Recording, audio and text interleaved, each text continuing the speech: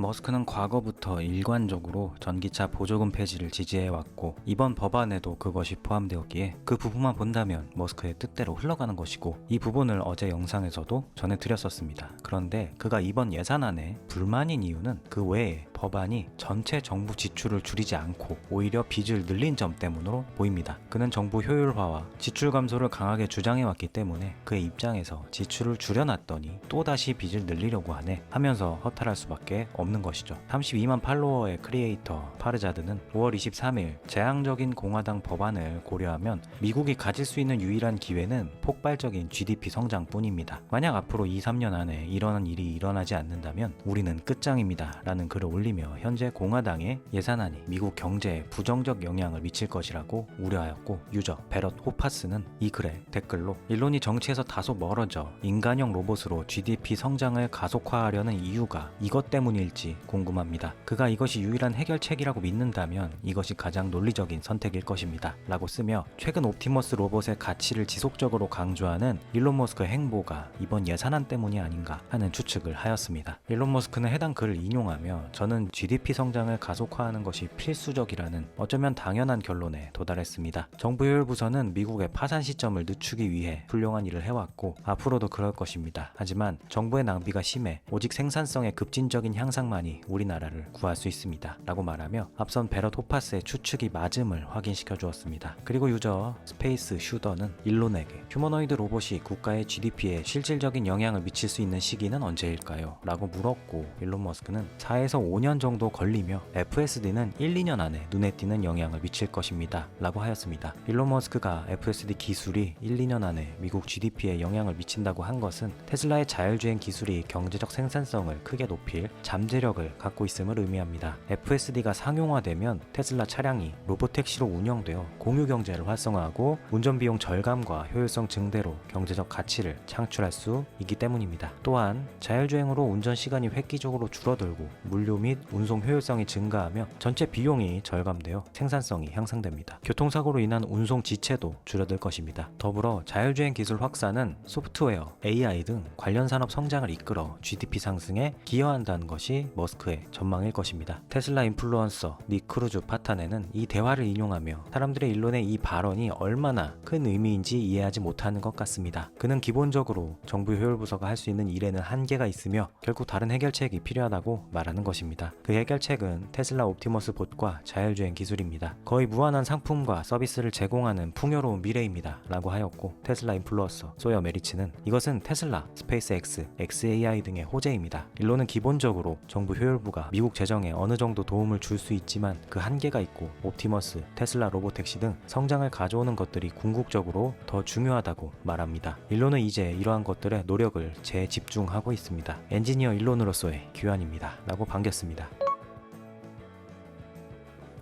소요 메리츠는 또한 X에 일론은 새 행정부와 공화당이 장악한 의회의 약속, 그리고 그들이 내세운 캠페인 공약에도 불구하고 현재 인센티브 구조와 정부 내 뿌리 깊은 특수 이익 집단 때문에 우리가 직면한 주요 문제들을 해결할 의미 있고 장기적인 변화를 이끌어내는 것이 거의 불가능하다는 것을 깨닫고 있는 것 같습니다. 그래서 정부 효율부서가 계속해서 훌륭한 일을 하겠지만 일론이 말했듯이 그는 이제 주로 자신의 회사를 활용해 직접 나서서 지속가능한 풍요의 미래로 우리를 이끄는 데 집중하고 있는 것 같습니다 라는 내용의 글을 썼습니다. 이 글은 일론 머스크가 정부 효율부서에서 훌륭한 성과를 냈고 그 노력이 여전히 진행 중이지만 새 행정부와 공화당 의회가 내세웠던 지출 감소라는 선거 공약을 현실적으로 이행하기 어렵다고 판단한 것으로 보고 있습니다. 특히 정부와 특수이익집단에 얽힌 이해관계로 인해 의미 있는 변화를 이끌어내는데 한계를 느꼈을 것이라고 추측합니다. 23만 팔로워의 한 유저는 저는 이 의견에 전적으로 동의합니다. 저는 의회에서 지출을 줄이려는 그 의지가 그가 예상했던 것보다 훨씬 낮았다고 생각합니다. 정부 효율부서는 놀라운 일을 해냈지만 공화당은 실제로 삭감을 실행하지 못했습니다. 저는 개인적으로 엄청나게 실망했습니다 라며 소요 메리츠의 의견에 동의하였습니다. 그리고 일론 머스크는 이 글에 등판하여 댓글로 맞습니다, 에휴 라면서 그들의 의견에 동조하였습니다.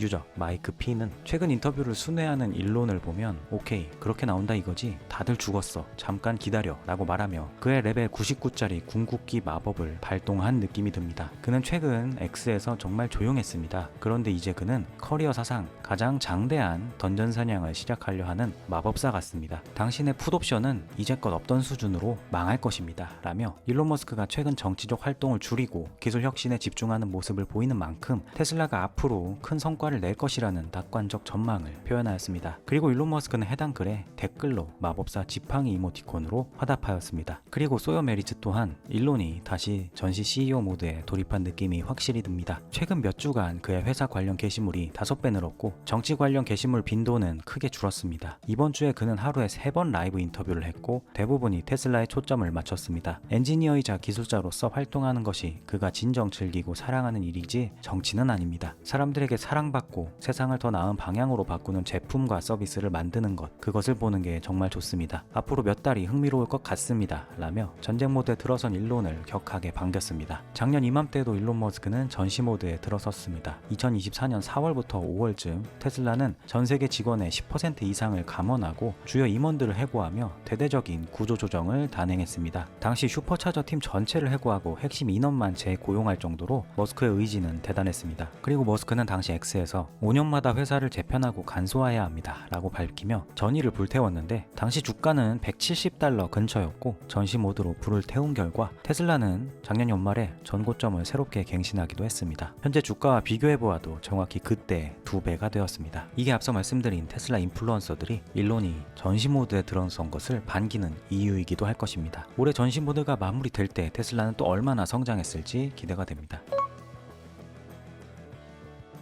일론이 하원 통과된 예산안에 불만을 갖는다고 해서 정부 효율부의 활동에 회의를 느끼거나 현재 정부와 서로 등을 돌리거나 한 것일까? 그것은 절대 아닙니다. 미국의 현 재무장관 스콧 베센트는 오늘 폭스뉴스와의 인터뷰에서 요점은 정부 효율부의 노력이 정말 중요한 노력 중 하나라는 겁니다. 제가 헌신하고자 하는 것은 관료주의가 일을 너무 느리게 만들지 않도록 하는 것입니다. 일론 머스크는 이 세대 최고의 아마도 가장 뛰어난 사업가입니다. 그였기 때문에 이 일을 시작할 수 있었습니다. 존슨 상원의원에게 돌아가서 말하자면 우리는 비용을 통제해야 하고 정부 효율성을 통제해야 하며 정부를 바로 잡아야 합니다 라고 말하며 정부 효율부서와 일론 머스크에 대해 경의를 표하였습니다. 일론 머스크 또한 해당 영상을 확인한 후 정부 효율부서를 대신하여 진심으로 감사드립니다 라고 하였습니다.